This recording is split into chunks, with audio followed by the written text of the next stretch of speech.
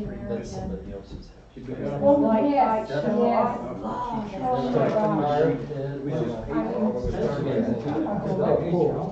Yeah, I know. that's what everyone says. Why do you put Paperwork, lights every day? they had They to got call electric up, bill. say, So can you what? send me another one, cause the dog ate it up? It's gonna become boring, which is what we want. Whatever, my dear. Because the alternative is Sit out there.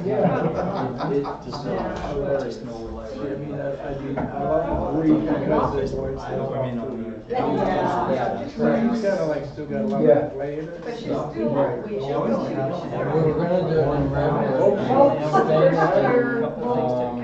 I get tired of you know, guessing. treat it. Trying to guess her. But it turned out that the truck is only a little more, and we never grabbed money. She's got you way back. Definitely a smart. So, we'll come out and pick it up. They first carry by all the lights and that was okay. Pretty expensive. They should look at, you know, that dog. Give me one of those. Sure. Get one of those. How you doing? So most of the time I have all my stuff. I have all my stuff done by me. I know that the payments are made, it's just I like to keep a copy to keep it filed, just in case. Well, maybe our neighbors. That's better than alternative. They like making cupcakes. Yeah, you know, it's like that tonight. I know, for Easter. Going on a date? Some of those. Your wife know about it? So far, I think. So far, since she was there. And I have last year I bought the big honking ones and I was like going around telling all the kids, I got the big bars, come on over. Yeah, but she's more for I had to decorate my house, and I had my fog thing going, and my music, and it was dressed up. And I sat out there, and Rich was laughing at me, what the heck are you sitting out there for? Well, I'm waiting for one to come by. Last Delilah, I think Delilah's daughter was the one that came by. There's a drive out there. It was over like every few minutes. That's two dogs towards the Chili. No, they don't even drive out there. You know, the children's cars, just driving around. And I said, you just get into it, the deck to the dirt to the deck goes in, you know. When I lived I in haven't Las had Vegas, that. I Yes, got John my out there yesterday. I got the brisket and the pork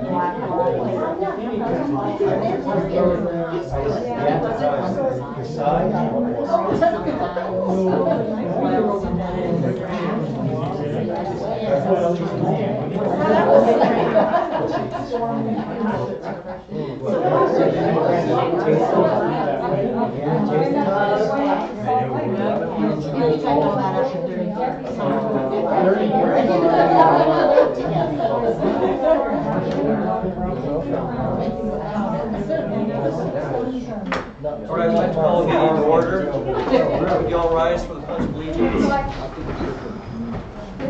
I pledge allegiance to the flag of the United States of America and to the republic for which it stands, one nation under God, indivisible, with liberty and justice for all. Thank you. Why don't we,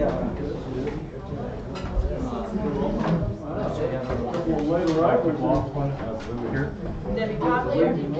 Marty listening to you here? Oh, Ed lives in here?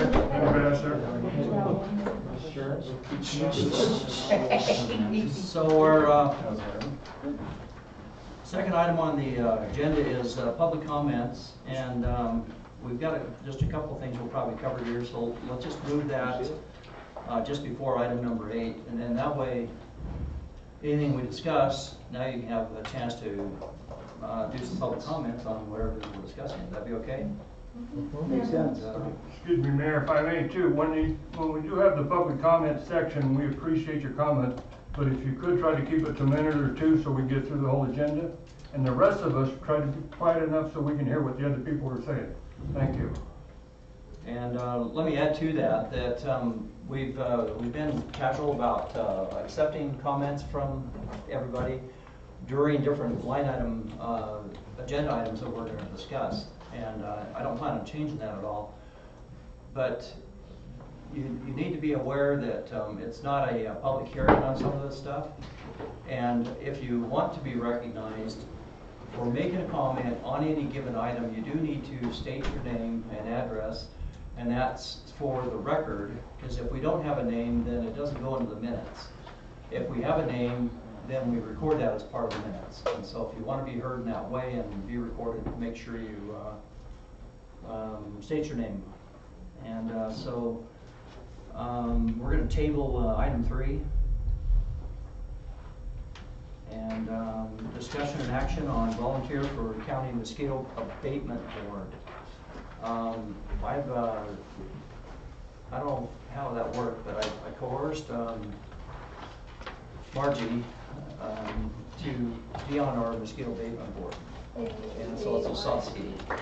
Get you to go to the meeting. There's only about 6 meetings a year, and she says, well, I don't like mosquitoes, I want to go learn about those. And I just can't thank her enough for stepping up, because we do need a few volunteers on a couple of different items, and I really am grateful for you to do this for us.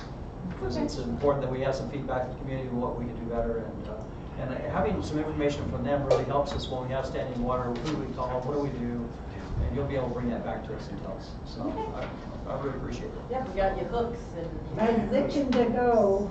So I move that we appoint. Let me see how we have it down here. I think it's Margaret Osowski, resident, to serve on the Southwest Mosquito Abatement and Control District Board. Second, anybody? I'll second that. Vote. Aye. Aye. Aye. Aye. Motion carries. Now, there is some training involved in that too. Two classes she has to go through. And so, next item on the agenda, discussion and action on website overhaul proposal. The website's a little out of date, in case anybody didn't notice.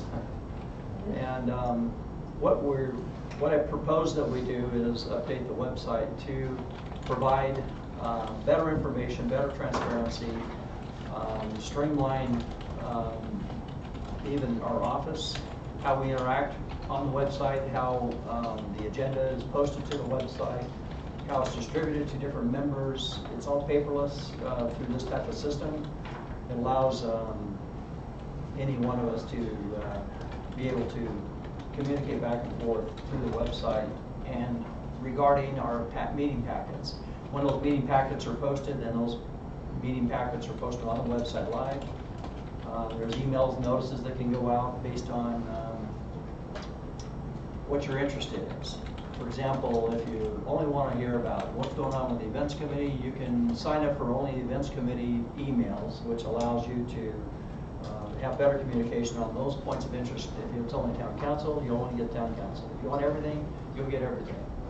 And so the other couple key features on the website that I feel are make it important to have is the ADA compliance.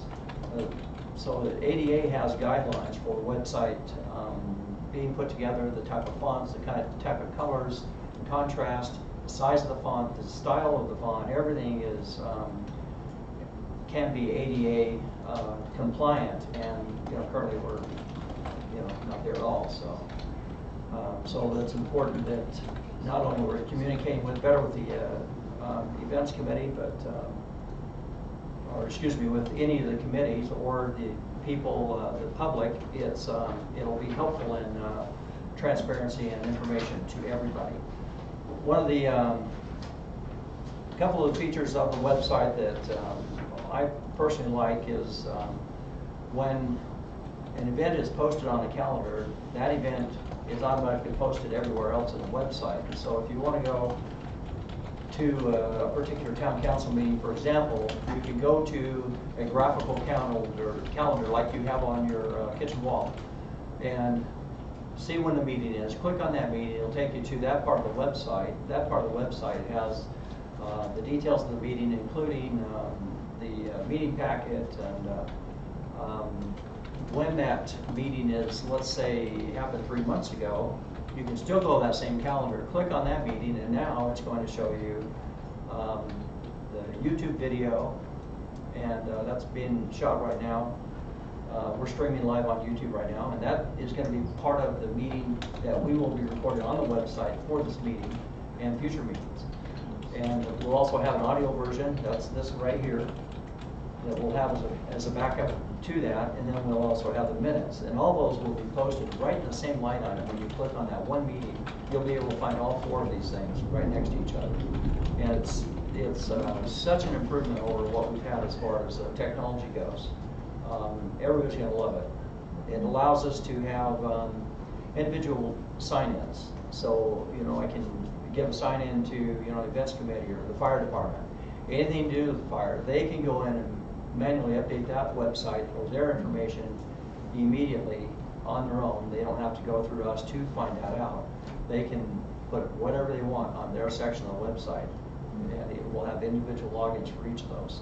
Any meetings or alerts, for example, Junior can say, you know, that burn season is open. There's a crawler that goes across the top of the screen in red, and that crawler can say burn season open. And will have the ability to do that on his own. Just type in what he wants, and you click on the website, click on alert, and it goes to his page and creates an alert on the top of the page. It's pretty awesome. The other thing that I'm excited about is on the code. I've been working the desk, looking at plans, looking up the properties. You know, our code, is it, you know, is the home or the building they're trying to build, is that in, you know, in with our code? Does it match up with our ordinances? The ordinances will be searchable. So be able to go in here and just say, what's the dog leash law? You can just say dog leashes, and it'll tell you any place in there that's referenced.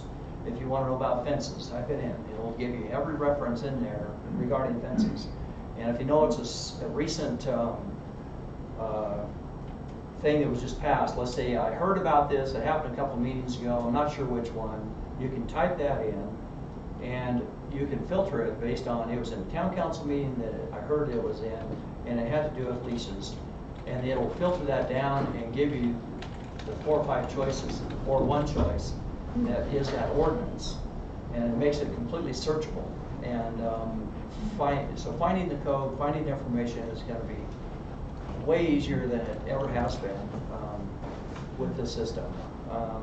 Doing what Michelle's doing right now is she's madly over there typing what someone's saying, and we basically have an outline on an agenda that tells us number 1, number 2, number 3, number 4.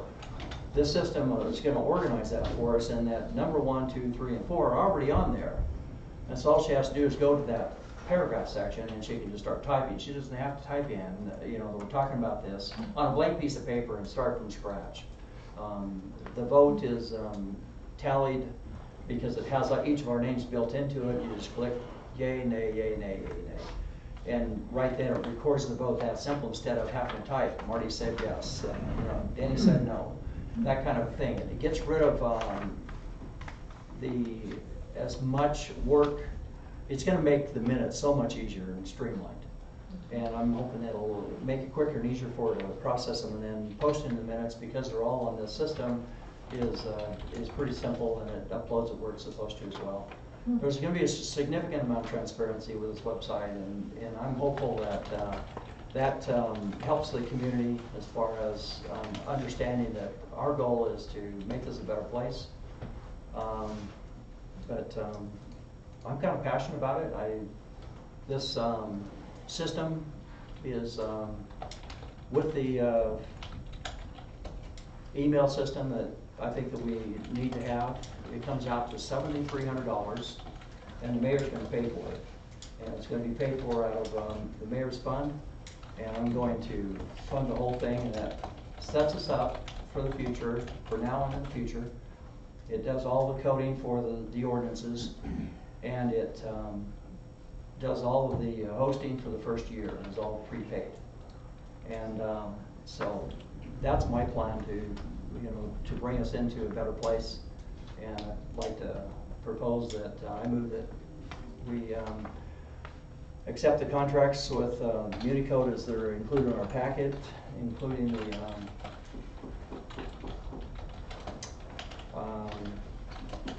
email support version of that. And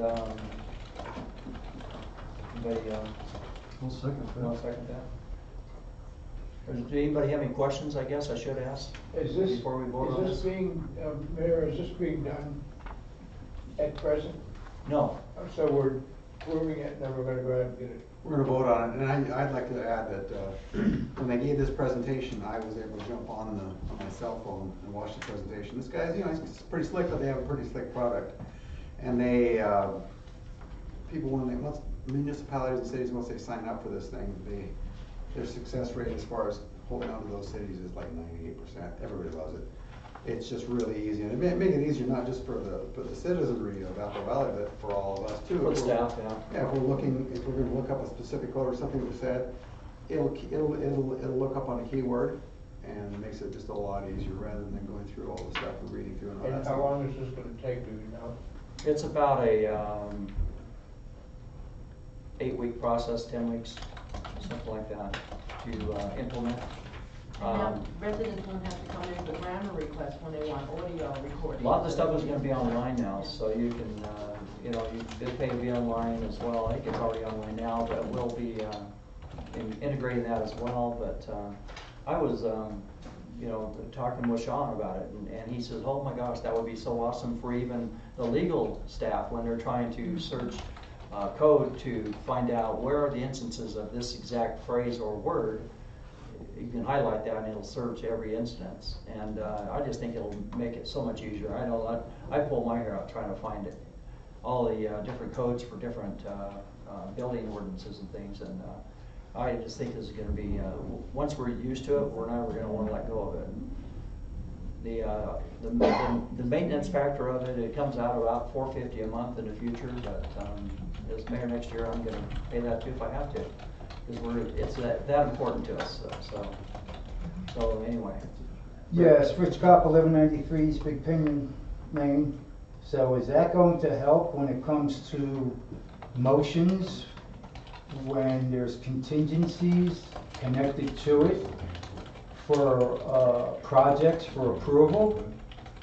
I don't think it'll help clean that up, and what Rich is referring to is when we have a discussion about any given project or endeavor, that motion is everything when it comes to creating what it is we're passing.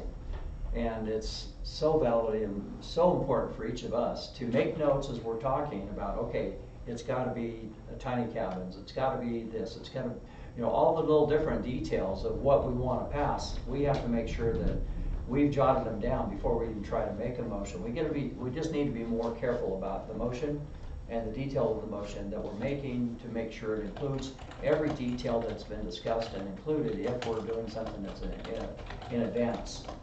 And so as a group, we've already discussed this, and we are going to work on it. As the chair, I plan on trying to make sure that we clean that up for the reasons you and I know about. We'll have the video also.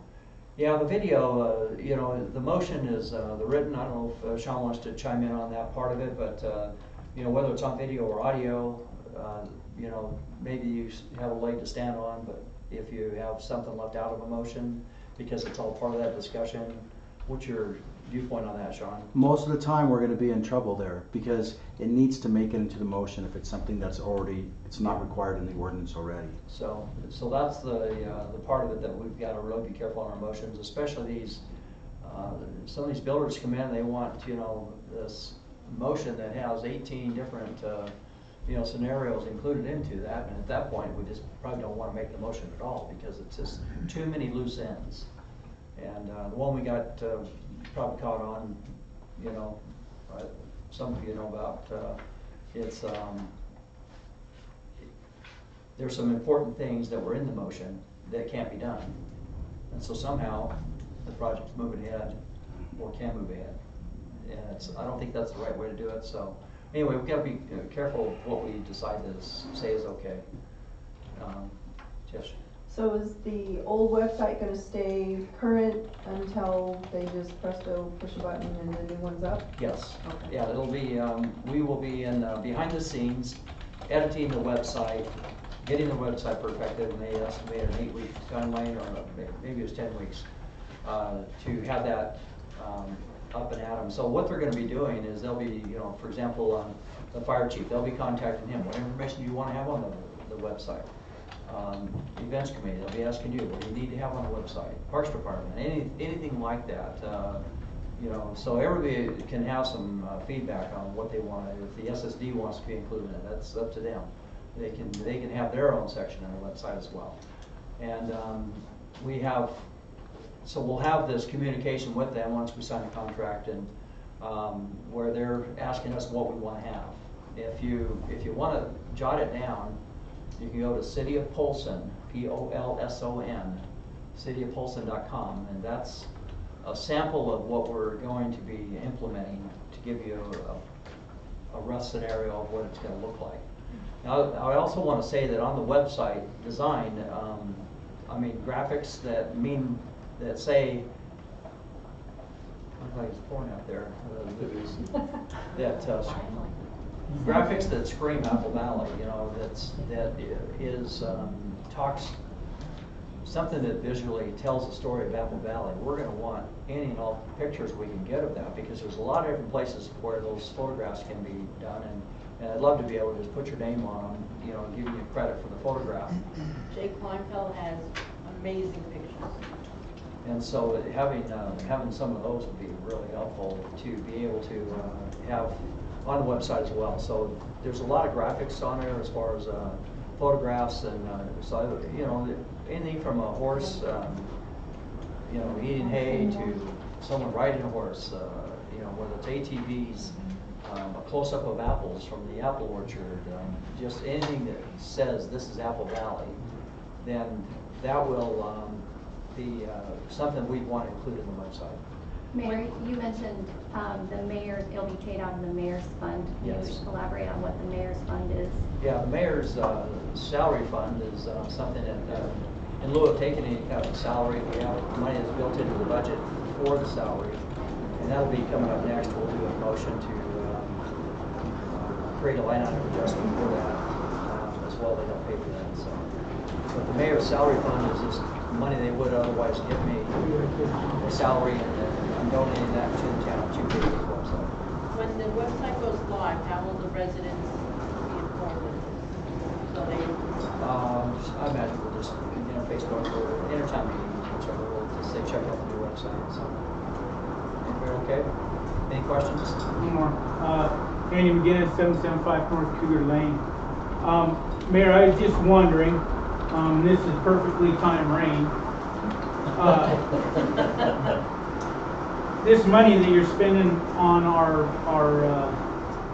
website, I'm sure that it'll be all fine and dandy, but I guess something that's near and dear to my heart is the night I've spent over there with those folks underwater. I haven't seen the town put any money towards that situation. Maybe you have, but I don't see any boots on the ground, and I don't see any dirt dug over there. I feel that money could be better spent taking care of our residents versus a new website until that part is taken care of. And I think the taxpayers that are over there getting flooded, or could be tonight, would probably think the same way. What's your thought to that? Oh, well, I appreciate your feedback on that. We have been in contact with them, and we've cleaned out the ditch. I was being the Buddha negotiator with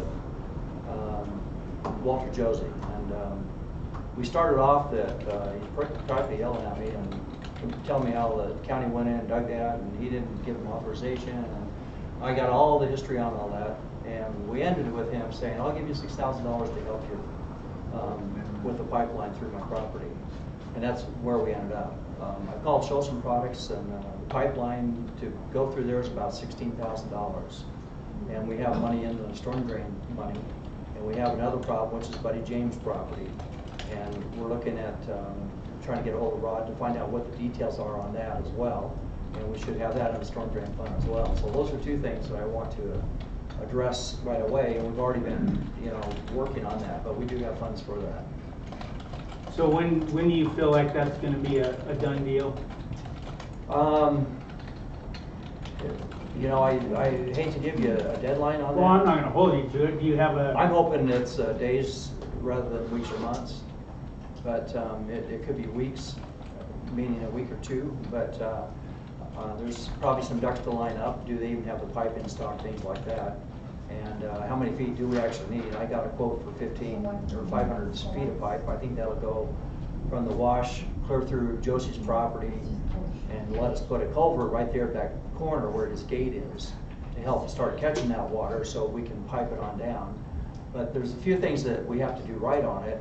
We can't just dig and start burying pipe. We have to know how deep does that pipe need to be to help the water flow downhill, because there's not a lot of drop from like where my house is to the end of Josie's property. That's at the beginning of where my house is to past his property is about 1,100 feet. And just even to go that far, how deep does that pipe have to go? And you got to keep in mind that when you get up as far as David's house up in the cul-de-sac, or next to Jerry Darger, wherever we decide we've got to collect this water and how we have enough, getting pipe that far, we have to make sure that the pipe is deep enough so we don't have any high points. And so it could be that in that wash that we're burying that, pipe 10, 12 feet deep in order to get the drop we're looking for to help that water drain from those other properties. So we do have a plan to do that. So Jerry, quick addition to that question. Is there any reason why you can't just dig that ditch out for now to relieve the pressure that they're gonna get now until you get to that point of getting those culverts? Yeah, we have. We've dug that all along Josie's property. It's all cleaned out right now. The other property has a few weeds, but it's also has depth to it. And my ditch is all clean. Jerry Gardner went past our house and he cleaned out ditches as well. And so a lot of that should flow this rain. I'm hoping right now. Okay. But the long-term goal. Check. Let's go ahead and listen to your comment, and then I'll give you some more information on that. Hey, so you're going to have to be about, I already went through all of this with Josie, of course. You're going to have to be about 8.5 feet in the ground. And that's how come, at least when I was in charge, we pulled back from that. That's Josie's personal property, and actually that ditch was created to catch the water that comes off of the state land right in front of him.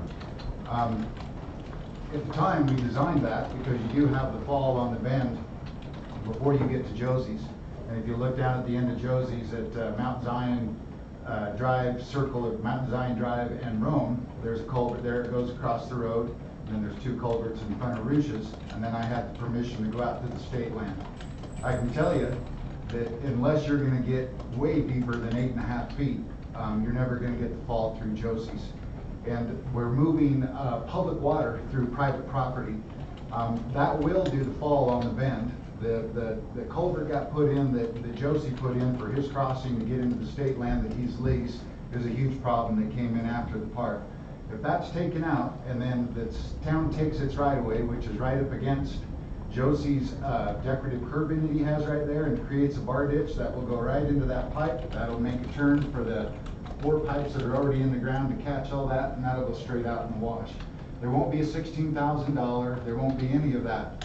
We are gonna fight, and when I say we, because we're all the community, you're gonna fight that, because you'll never get the fall out of that, because that ditch wasn't designed to carry that road. That ditch was actually put there by the county to catch the water that comes off the state land that Josie leases. Dale, let me slow you down for a second, because you're losing me. Sorry. So there's a ditch right behind his house, Exactly. and this is where we're talking about putting a pipeline this Exactly. deep. And is that where you're talking about putting, or, because you said something I'm about saying not to bend. put it in there. What I'm saying is that as soon as you come into that corner, that turns into private land. That turns into Josie's land until you get to the fence, and then of course the rest of that is state land that Josie is leasing from the state. If you go out by a storm, where this is coming right now, you'll find that the bulk of your water is actually coming off that state land that's wiping out that. that ditch isn't gonna carry all of that. And if you close that ditch up and put a pipe in, Josie's gonna be flooded, and then we're gonna be into another situation. The reason that never, I went through the same offer with Josie. Started out at 16,000, can't afford that, we'll do 6,000. Then it came to burying the pipe. When all that water's coming on up there, and if you create a grate across there and there's not a ditch there, guarantee Josie's gonna be flooded out. I put in the pipes to be able to make that fall around the corner before you get to the ditch, is if you see Josie's. Are you talking about the, what's their name? On the corner with the black horse. Have cows. Cross street from Josie. What's, Pierce? Pierce, yes. Are you talking about that collection right there, or is that what you're talking Exactly. about? Josie has got his own well that's actually right across the street from his place. That there's a couple of cattle there. There's a little, I call it a chili shack. He's just got a little building there. But it isn't. You can see that I put in pipe, and we actually put in pipe that goes across that road. What needs to happen is there needs to be a drop box, because that never ever got to be finished. There needs to be a drop box at the end of Josie's, and then all of the piping, and actually permission from the state has already been granted to take it the way that it was designed by Ruches and down through the 2 culverts that got put in for him, and then out the state land. If you bury that ditch behind Josie's, there's going to be a problem with Josie's property. There will be. We weren't going to, we've kind of talked to Josie about this, a couple different scenarios, and but let's go back to the pipe that crosses that road though. What size pipe is that? 24 inch. 24 inch, all it needs is a drop box, and actually where Josie's curb is, if you look at where our right of way is at, he's about 18 inches into our right of way with that decorative curb. I'm not suggesting you start a fight with Josie, you take his decorative curb and using that as a marker for you in your brain. Right. That if a bar ditch gets dug along that and comes out from the corner where Josie has put that little short piece of pipe that's creating that hump, if that gets taken out, gets dug down and put a 15 inch to create that fall, if you're standing there, you can see that you have got, by the time you get to that corner, you've almost got 6 feet of fall that you get into that. That'll grab that water and it'll pull it right down to that corner and out to the wash. I hate to see the town get in and on a that right hand position. side over by Pierce's, that is a 24 inch pipe that goes to the wash stand. Yep. Is what I was thinking was, in the long term, when you look at the volume of water that comes off of that, let's go clear to John Pay's property.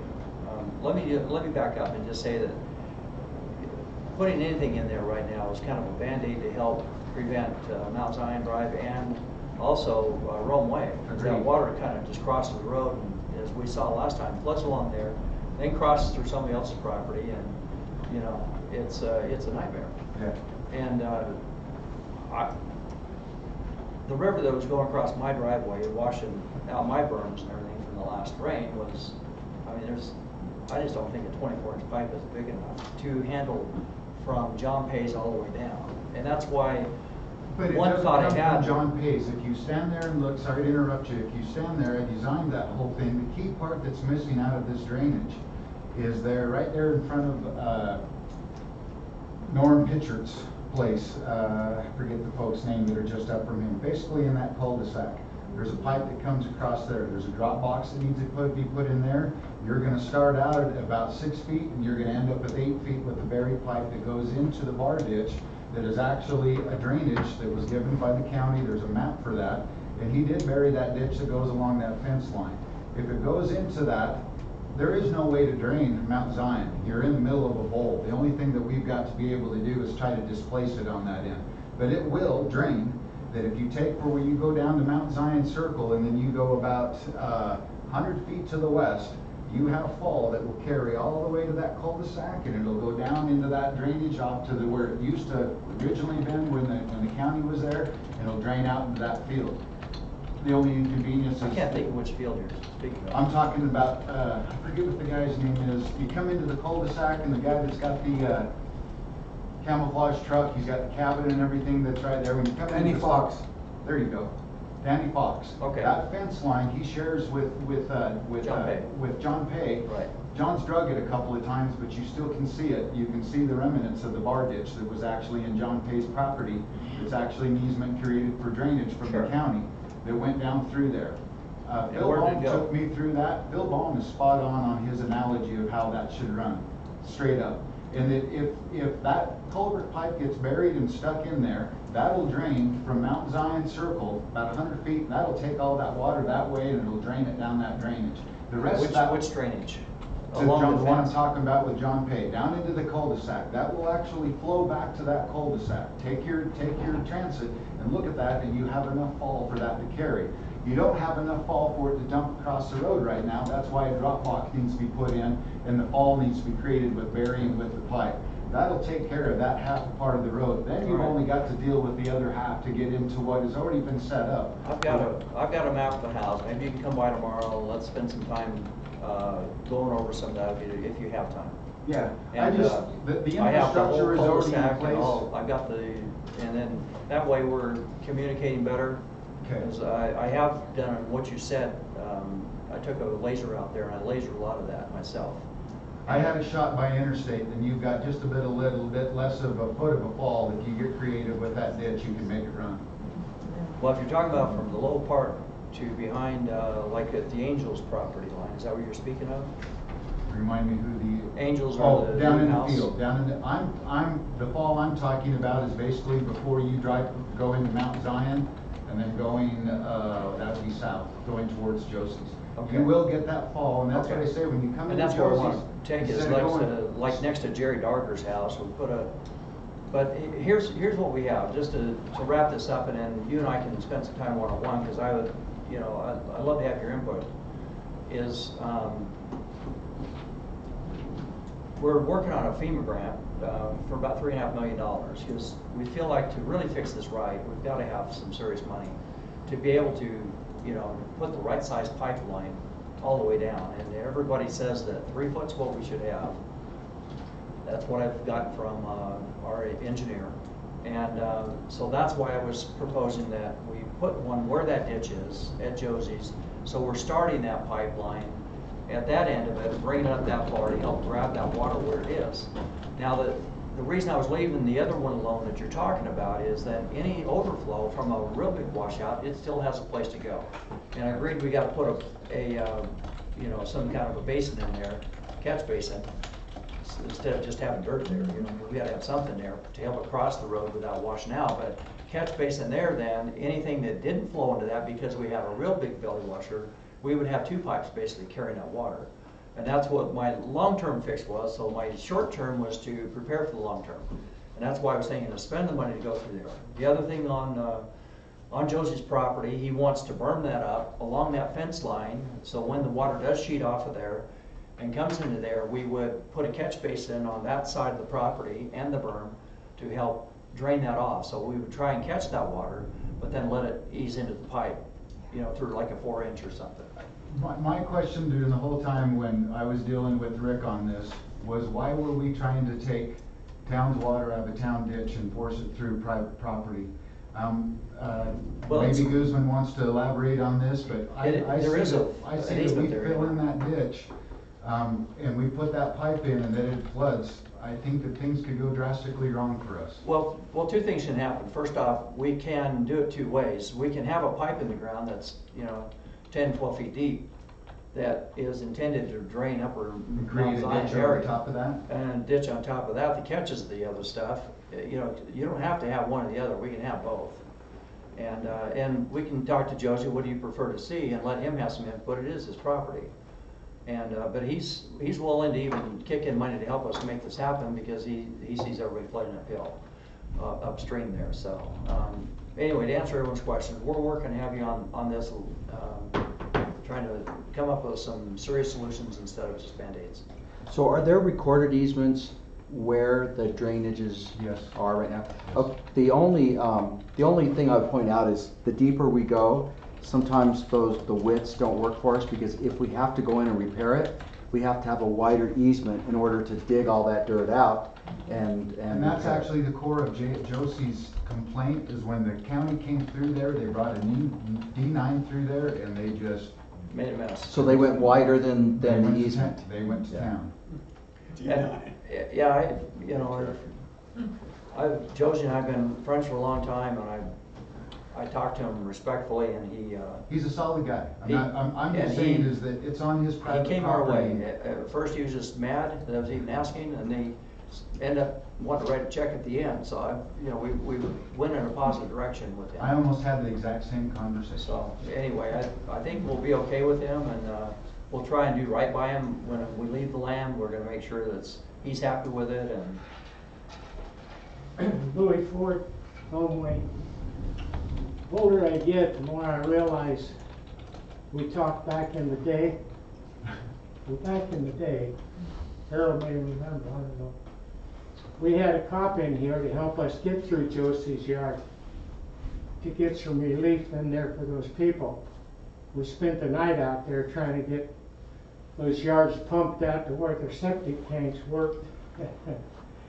So, it isn't like this hadn't been going on for a long time. I'd strongly recommend that you have this engineered to a point that when you do it, you do it right. You can go in there with a Band-Aid and help them get a little relief right now. Apparently you've done that. If Yeah. you've done that, that's a good thing. we've cleaned the ditch out, and we've made it a little bit deeper, and we've threw some dirt where Josie wanted us to throw it, and we left it clean. He's a happy camper right now, but it's and I think it's going to flow better than it did the last rain because it's a little bit deeper ditch, and it's heading the right direction. So I'm hopeful, but but you're right, Louis. I am interested in doing it right, and we had put in for some CIB funding, $350,000, and that's coming up, about right now. And I've canceled it because when I look at the work order on that, of what we were going to spend the money on, it was a Band-Aid at best. That we would be back 3 or 4 or 6 months later saying we need some more money to actually do this right. Let's do it right, especially And- if you get the government to help you pay for it. And so we opted to do that for 2 reasons. Number one is if we can get FEMA to write a big check, that solves our problem, and it does it without a loan. If they say no, then we can still go before CIB, and we can decide how much we really need to borrow to fix the problem right. Because they had allowed for only like $50,000 to fix Mount Zion Drive problem, and we need to fix it right. We've got to have a deep pipeline in there someplace that helps pull that with some culverts in there. Well, there are people that's moved out there that don't realize there's no drainage. It's that simple. Yeah. I was with the chief the other night during the storm. I had to take me home because I didn't want to deal with it. But some woman saying, here, my drainage is plugged. I said, lady, you don't have any drainage out there. And they didn't know it. I'm sure they do now. So, anyway, I appreciate your feedback, Dale. Yeah. And you and I need to get together. Let's go over that because I like your input because you've been around a long time as well. And anyway, we're kind of still on the website. I think at this point, is there any other questions on that? I have one there. Sure. John McNamara, 1664 South Pennsylvania Drive, Cedar Point. When you say that everything is going to be accessible, does this also include the planning commission and everything goes on in those meetings?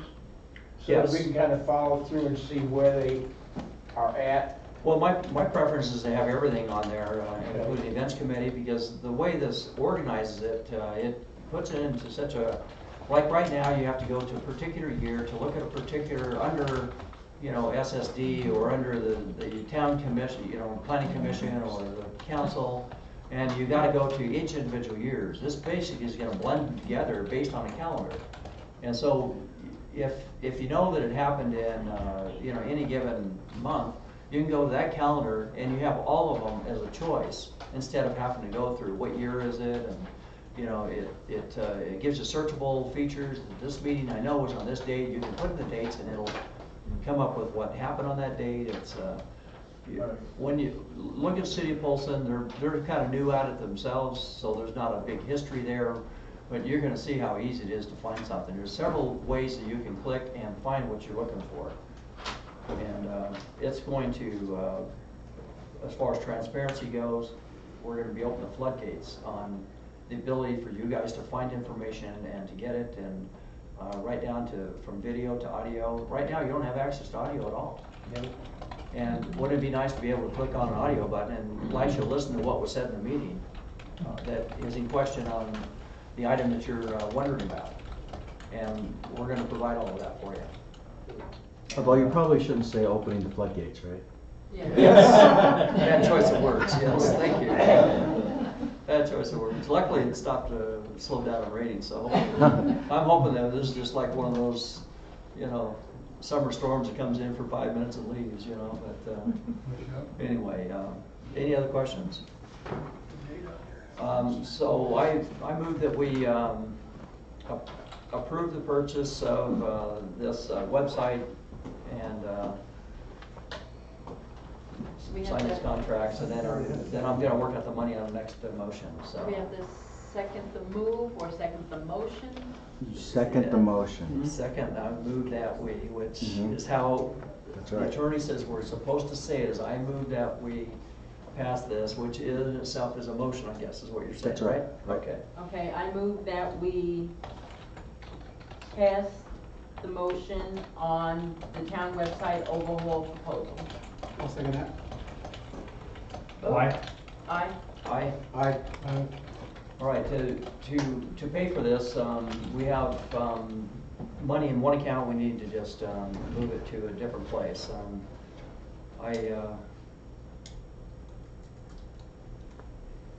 Where should we move that to, Sean? Well, and actually, if you're staying under your overall budget, then Yeah, we're fine on that. then you can just Do a line item adjustment. that's right. You can just do a line item adjustment on that. Do I have to name which line item it goes to? You can do that right now if you'd like to, just to get it on the record. But you could also do that internally, just So by an internal. Can I just say line item adjustment from the salary fund of the mayor to? That's right. The appropriate line. You'll be fine doing that. Okay. Michelle will understand what you're doing. I move that we make an adjustment, line item adjustment on our budget from the account that the mayor's salary comes from to an appropriate line item to pay for the website. Second that. And vote? Aye. Aye. Aye. Aye. Aye. And motion carries.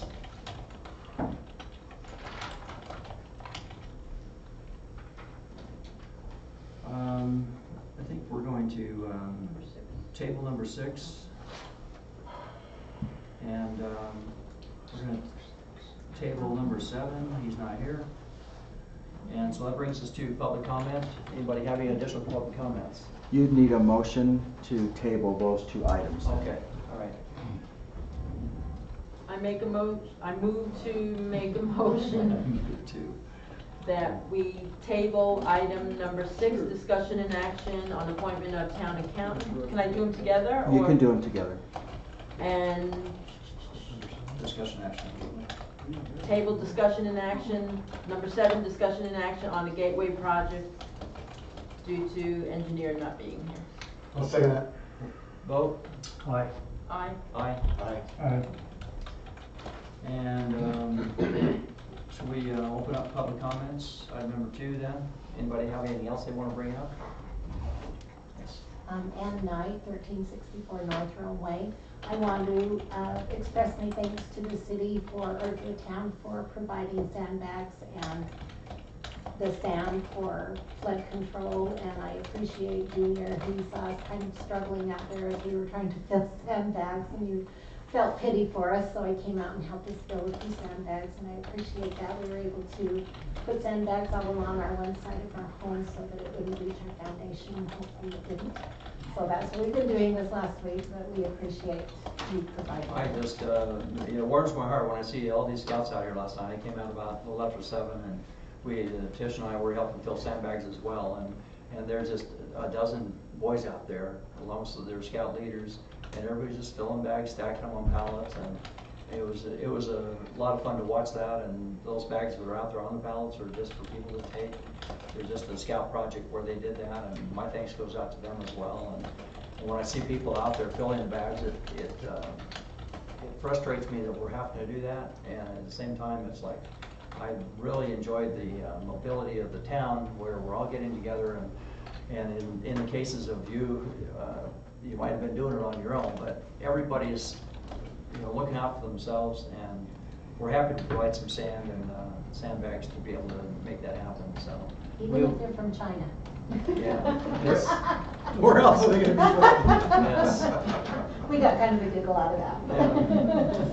Yeah, those were, I think, a gift actually, through some emergency management session that Junior was at, and they gave him a whole stack of those, and so we'll have to attend another meeting so we can get some more of them. But anyway, anyway, that worked really well. I appreciate your comment. Anybody else? Yes, Rich Kopp, 1193 East Big Pinion. I just want to say that I'm glad you have an open mind about how to resolve some of the problems with the water, and I think Dale, been around, the fact that you opened up yourself to a conversation, I think that's a good way of going There's a about lot of people resolving out the there smarter than problem. I am. I have more or less than any time. You bet. So I appreciate your comment though. Margie. Margaret Osowski, 102 Coalition Opinion. At the last meeting, in regards to, you know, the ditches and all that stuff, and it went long, and maybe I just didn't understand because I might have been tired or having a senior moment, but I needed clarification on one thing that was brought up, and it was in regards to, like, somebody asked about if you dig a ditch, let's say you dig a ditch, and you head it to the culvert or to your drain ditch, you know, along the street, and someone, I don't know, for some reason, it was like you weren't supposed to do that, so, and I asked about it, and then you guys said something about we're supposed to catch the water, and I'm thinking, how the heck do you catch all that water coming off the side of a mountain? And that you're supposed to let go into a ditch, and so I just need clarification, because I must have misunderstood. I just, sorry. Well, the guidelines say that we're supposed to hold our own water, and in some cases that's, you know, when you have a belly washer like we did, that's obviously not the case. I have retention basins out in my front yard. I dug them down, and we've also burned them up to hold water.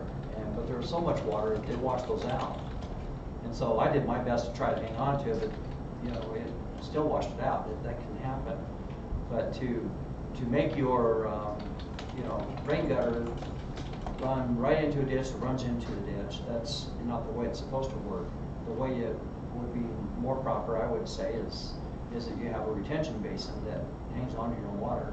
And the other thing that I know we had to do on our commercial property is they dug I'll call it a big asshole straight down, and I've got actually on our house, we have probably 6 or 8 dry wells on our property as well that are catching water, because the water would puddle every time it rained, and so we just came with a backhoe and says dig as deep as you can, and I filled it with large gravel like, you know, you would a septic system, and those are just what you call a dry well. And so if you have rain that's coming off your property, you should be doing a dry well as opposed to throwing it into a ditch and making it someone else's problem. That's the proper way to do it. So then why do we have the ditches around on the roads? It just doesn't make sense to me. So why do we have the ditches then? Well, if we're not supposed to have the water go into the ditch? Well, water comes off the roads and it comes off people's property, even unintended. You know, sometimes it's intended, sometimes unintended, but you know, we've got to have the water that comes off the road's got to have somewhere to go.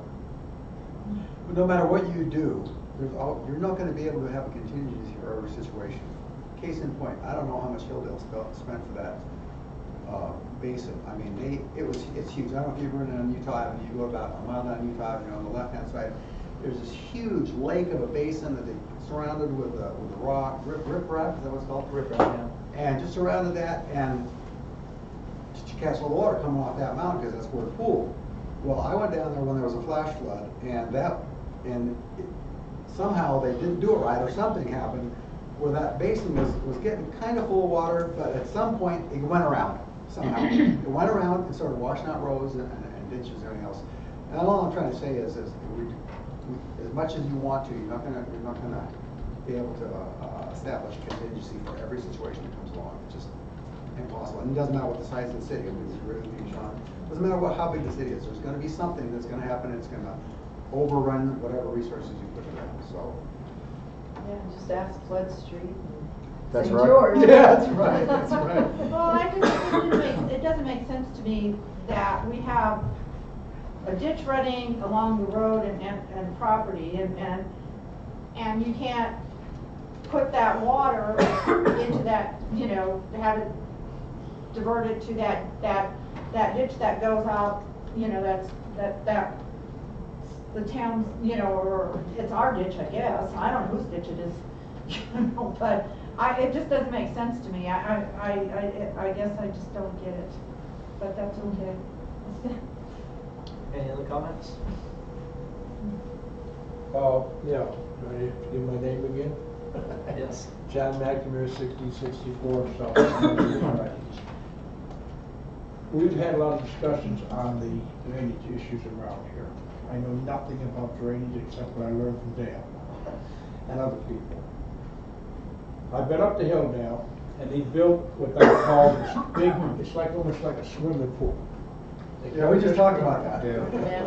So what I'm saying is, what the mayor is saying, if I understand correctly, one needs to take care of that kind of an idea.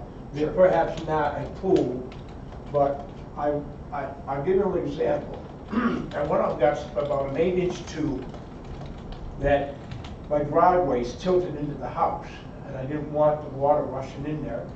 So I went to the right of the driveway, I dug a big deep hole, and I put that pipe in there, and then I filled that pipe with stone. So that when that water comes down that driveway, it runs into that pipe. Now, it will fill if it's a good rain, but the point I'm making is, that's how I solved my little problem, with this water laying in there and rushing over the road. I didn't have to dig a ditch to anything. That's a suggestion, you know. But When, you know, I appreciate your feedback. The thing that, I know Sosky's, they spent, you know, a fortune on berms and, you know, drainage, and, you know, they're kind of an example of what to do as far as trying to take care of your own problem based on grading. When you build a house, you got to think about where's the water going to come from, and what am I going to do about it? There are a lot of people in town, they just built a house and didn't think about that at all. And it's at some point, you know, we all have to take responsibility for where we live and what water's coming off of our rooftops and things like that. And did we build up, or did we just leave it street grade, you know? And but we'll do what we can to help get that big water taken care of, and you know, this I'm hoping sooner than later. So, any other comments? Founder's Day was really, Margaret Sass 124 West Little Canyon. Founder's Day was a lot of fun for anybody who wasn't there. You missed out on good ribs and everything. And I think you won, didn't you, Marty? You know, it is true. We have a pattern appearing here. I got the People's Choice Award on the chili cook-off, and now the ribs. I got first place on that, and I'm hoping that somebody knocks me off my high horse and beats me off of something.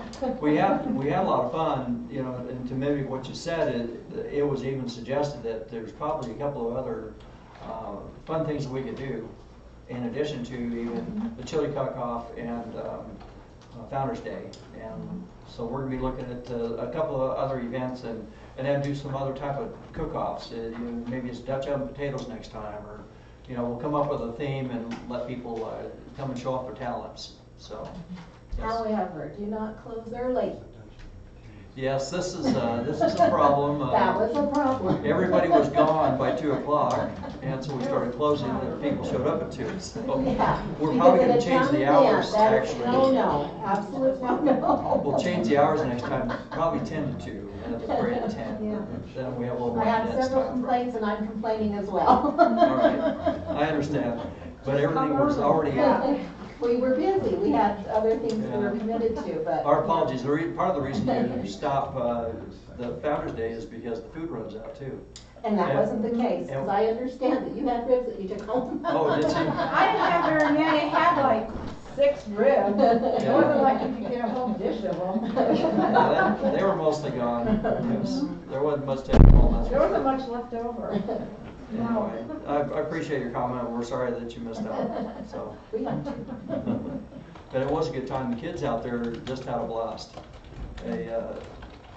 It's so simple. You throw a soccer ball out there or a volleyball, eating donuts off of a string, popping balloons by sitting on them. Just, I mean, the craziest little games, and the kids loved it. It was they just played and played and played.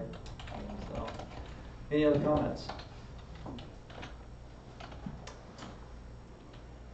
All right, so we have a motion. I move that we close the public comments. Second. Vote. Aye. Aye. Motion carries. And so approval of reports, recommendations, or so forth. Events committee, Tish?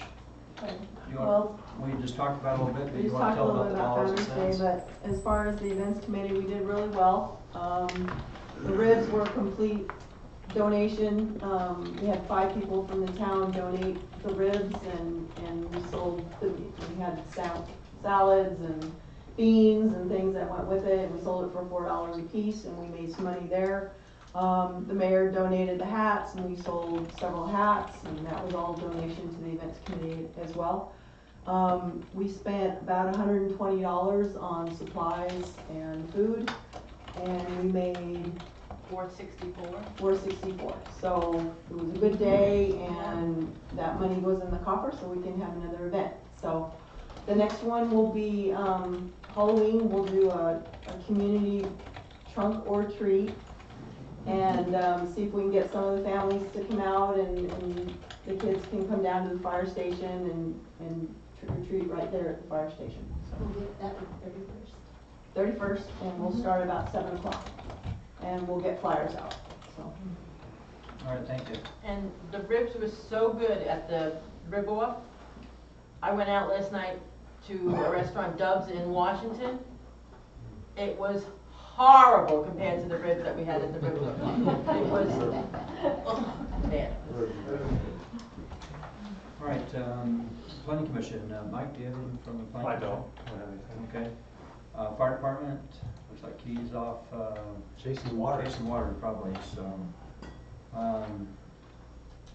I think that he would probably stand up and thank the Boy Scouts for the help on all the bags, sandbags, and I know they were also loading those sandbags, by the way, in a truck and hauling over to a couple of critical areas, helping people place those sandbags ahead of the potential storm. So I was thrilled to see everybody was getting ahead of this one, and I'll continue to make sure they're sent out here. So this pile is amazing. There's about, was it 25 tons I think we bought? And to have that down to that little mobile out there, it's pretty impressive. That's a lot of sandbags. Chief, I was just filling in for you since you weren't here. Do you have anything you want to add to the meeting?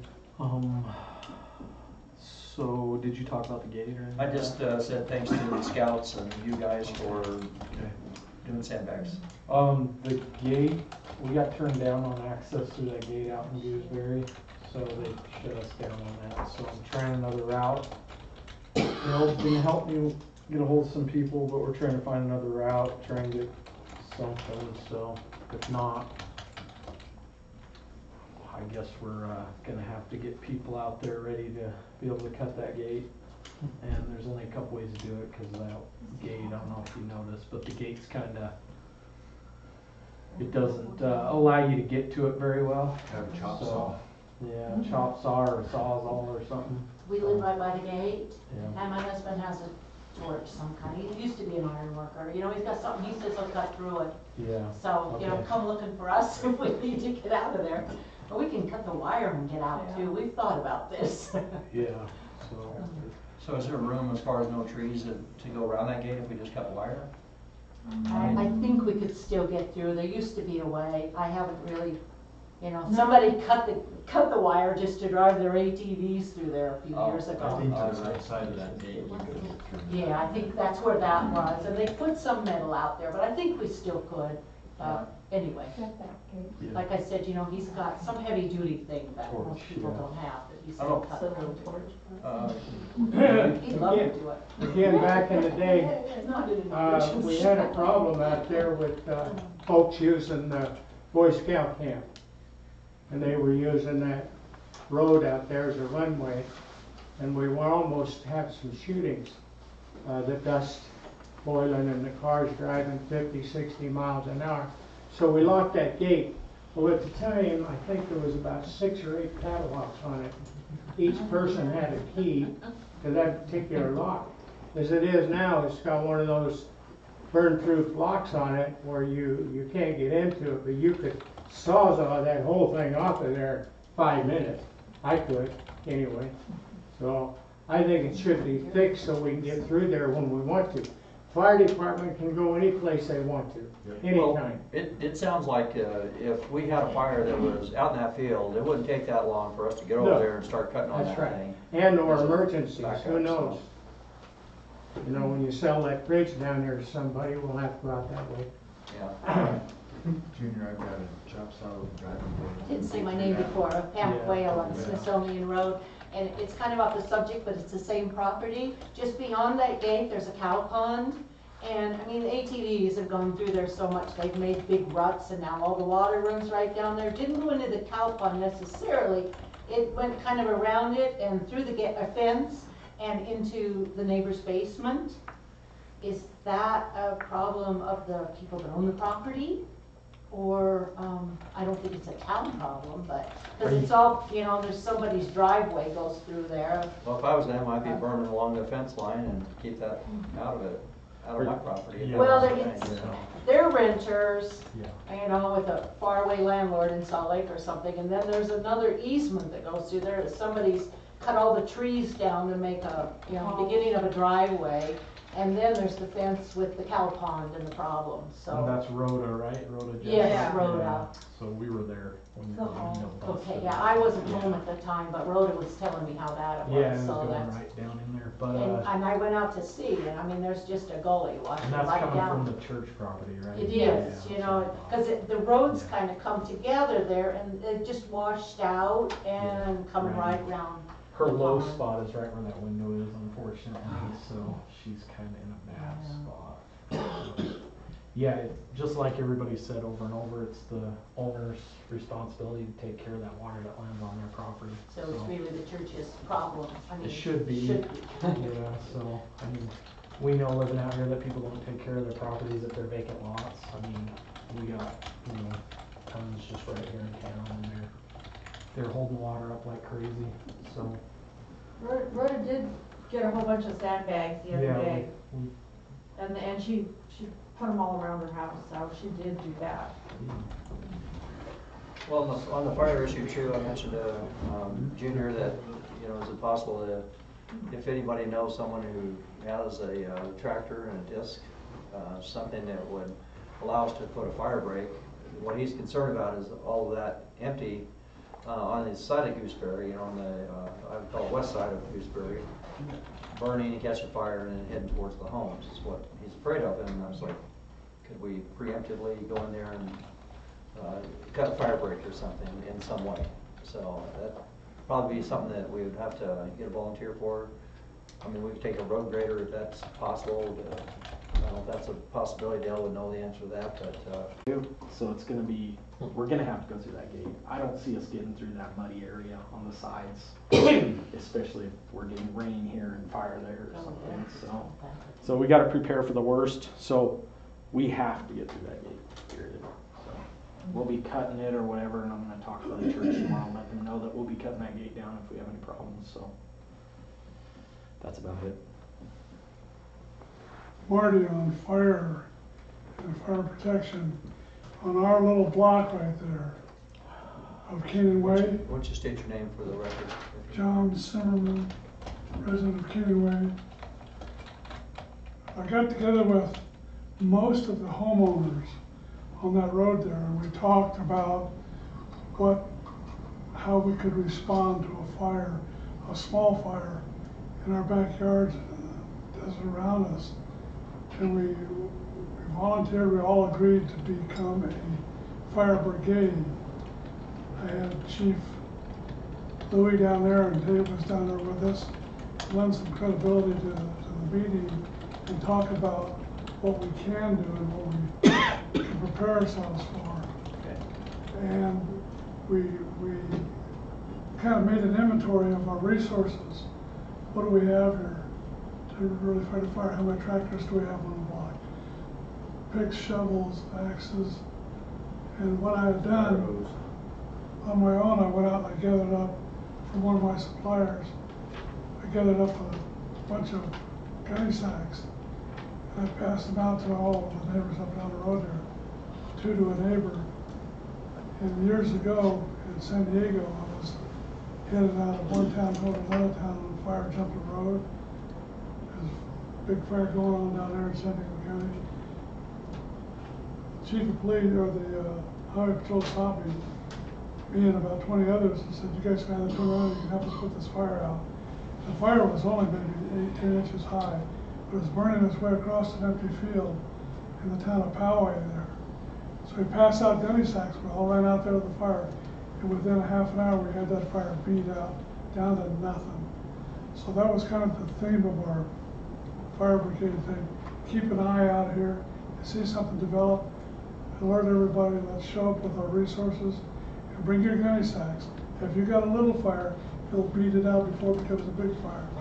We don't want our street there, our neighborhood right there, wind up like all those homes in California. My neighbor Ken was there as well, he's part of that little fire brigade. We don't meet regularly, but I talk to him on kind of a basis. I see him out there, we stop and talk. We're all prepared. We're prepared to deal with a little fire and hopefully contain it or put it out or hold it back until the fire department shows up and responds. And all these little streets, these little neighborhoods around here, they could do the same thing, get together and form a little fire brigade. All right, thanks for your feedback. Just make sure you call first before you go out there, so we know there's a fire. Because if you run out the door and you're just beating the fire down, we don't know. Well, the purpose, of course, is the intent is to notify fire right away. Yeah. And then if it looks like it's something we can handle, get out there, get stomping and get beating it out while we're waiting for the fire department to respond. They might not have such a big job by the time we get there. Okay. All right, engineering Rod's not here. Big Plains Water, Harold. Thank you. The chief and I had a conversation earlier today about that gate, and I think there's another avenue we can pursue to get through that. So I'd like to get in touch with him tomorrow, and we'll take another avenue on that, and see if we can get some keys and whatever the easiest way is. We have to do what we have to do, we will, but let's, he and I will get together tomorrow, if that's all right with the chief, and we'll try something different there. The SSD has changed office locations. Customers won't notice any difference in service, so if I hadn't said anything, you wouldn't have known we were in another location. So all the instructions and addresses and everything are on the back of the building. More luck than good management, perhaps, but we finished the abatement project on the million-gallon tank the other day, on Saturday. I removed the boulders above the tank, cut a big swath around the bottom of it, and put some holes underneath the largest boulders so we couldn't move with the track hoe, and then so they'll drop into the hole and not roll down to the tank. And then the other boulders, we had a jackhammer up there and I broke them in half and dug a big holes into those on the mountainside so they'll catch. So we escaped the bullet with the other end too bad, and now I have that all fixed, so I think we're in good shape. And that's about it. Can I Thank you. elaborate, Harold? Can I say one thing? It's a good thing. It's a good thing. I just wanted to say that we got done, we fixed the air problem that was going on over in Cedar Point. I redug up the Hitless redid the piping there and cut the valve back. Been talking with a few folks over in the community, Rich Kopp, Sean Bowen, Amy Alcama. Water's nice over in Cedar Point now. So I was just letting you folks know we've gotten rid of that air problem that's going on over there. And Rich Kopp sent me a text that said his water was clear as glass. Nice. Mine isn't. What's that? Mine isn't. Where are you at on your water? South Signs. No, what is your water doing? You still have air? I still have air in it, and it's still milky. It will pass. I'm not putting it all in the system. It's gonna take a little bit for it to get out. Rich doesn't have it and everybody above you doesn't have it. It's just got it, what's in the line, I flushed this one day. I put almost 100,000 gallons down the wash. And so there's gonna be a couple of pockets that are gonna need to be pushed out, but I would appreciate it if you call me if it hasn't cleared within a week, and I will come and address what you've got going on and see if I can fix it. Okay, thank you. You bet. Okay, thank you, Mayor. Code enforcement. I spoke with Sean earlier today, and I also spoke with Rachel, who's our prosecutor. And Sean and Debbie and myself, we were on the impression that we had passed some criminal codes, or adopted some criminal codes from Washington County to make it easier, so we dovetailed with Washington County on enforcement of whatever codes we have in the city, to make it easier on them so that they don't have to do their own special forms. They already have the forms.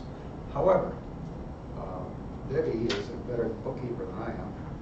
So she came up with some notes on a meeting, a town council meeting we had on May 2nd. And apparently all we passed, Sean, was Title 9 and Title 4.1.11, which are the penalties. That's it.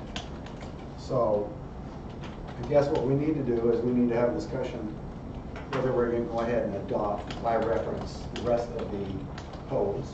For example, especially the nuisance codes. People, piling the whole cars on property, dogs, all those little things that make a neighborhood not what it needs to be. We need to figure out a way that we can adopt those or come to an agreement whether we want to, and I think, my opinion is that we certainly should, so that we can start a really long and arduous task of getting people in code compliance in the town. So that's where we're at there. So, Mayor, what I would suggest is if you want to meet with Rachel and I could meet with her as well together, so we could go through and she could recommend which ones on the county ordinances that she would adopt. We're doing all the criminal stuff based on her recommendation because she's the prosecutor for the town, and anyone else as well. I think we could have Let's get it done, so. we need your input on that.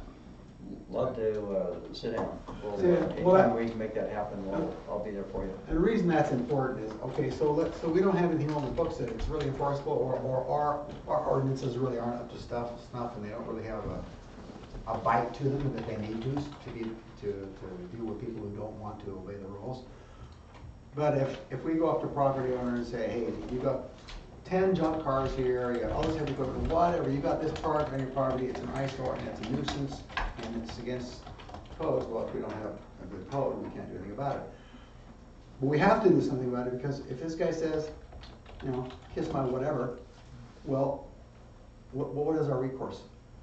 I mean, if he's going to have that attitude, then everybody's going to have that attitude, then there's no rule of law. So we've got to get this passed so that we can. And my understanding when we met with Rachel before was that she felt comfortable with what we had on the books. It was just the penalties, the provision that we needed to fix. So right. Maybe we do definitely need to sit down with her and say, okay, what in the ordinance are you feeling that you're not able to prosecute if we get you the information that the violations are there? And for her, it was just going a step further in that if you're going to have the sheriff enforce that code, they don't know what our code is. And if we just adopt the county code, then they know what the county code is. Sure, it'd be great if they could find it online easily. You know, yeah. Yeah, that's right, that's right. Well, they'll be able to find it Apple Valley. But anyway, it's... So that's where we're at on that. All right. Roads and drainage, storm drainage. I guess that's me, because I think we've kind of already talked about that. Does anybody have any questions? Oh, on the roads, let's talk about the rain. We've been waiting and waiting for that to happen so we can get the road grader out there. So you guys in Gooseberry, we're going to be out there. I was talking to Lane today, one of our operators, and he was like, he came in and says, I wish it was raining right now, I'm off. But he will be out there as soon as we can, and then we'll get Jerry out there. So, but hopefully tomorrow I'll get somebody out there if it's not pouring down rain. So, and there's a lot of touch-up needs to be done here, but we'll try and jump on them all as soon as we can. Any questions? Council have anything? Only to thank Jerry for being out on that the backhoe for quite a few hours. Jerry Darter? Jerry Darter. What is it? Probably not. Well, you said Jerry, but Jerry Darter. I knew who you meant. But Yeah. Just really appreciate his work on that. And I also would like to thank the scouts. They came out on Saturday to Founder's Day and did the flag raising ceremony, which everybody looks forward to. That was awesome. And to all the volunteers that came down to help us, because we sure need a lot of help. It was good. Sean. Just a reminder about the meeting with Senator Vickers and Representative Last. That is a great opportunity for them to get to know you all, and they've been after us to be able to do this, which is kind of unusual for your representatives in a non-election year to be coming up and saying, your Representative Last obviously is up, but to come and say, hey, we want to meet with you. So it'll be at the Hilldale Town Hall and 7 p.m. on Tuesday. And so it would be great if you're there. It's open to the public. It'll be a public meeting. And so they want the next Tuesday. The next Tuesday. So, yeah. All right. I think, do we need a closed session for any reason? Do you need a closed session? No. Okay. So, make a motion to close. I move to make a motion, we adjourn tonight's meeting. And vote? Aye. Aye. Aye. Aye. Meeting's adjourned.